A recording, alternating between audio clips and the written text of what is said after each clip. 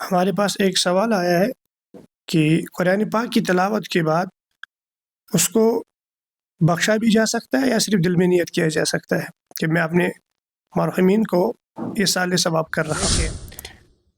جب کوئی انسان تلاوت کرے اور تلاوت کرنے کے بعد اس کو بخشنا یہ ہمارے اسلاف سے ثابت بھی نہیں ہے اور زیادہ تر اس کی روایت نہیں ملتی،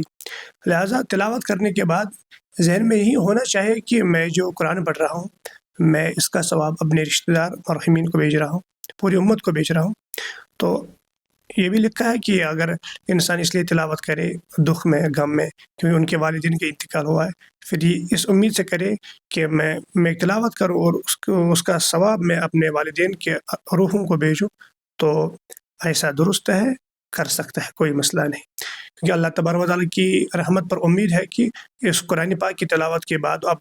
جب ہم اپنے والدین کو بھیجیں گے تو اس قرآن پاک کی تلاوت سے اللہ تبارک و تعالیٰ ان کے روحوں کو آزاد کریں گے اور ان کو جنت میں اعلیٰ مقام عطا فرمائیں گے۔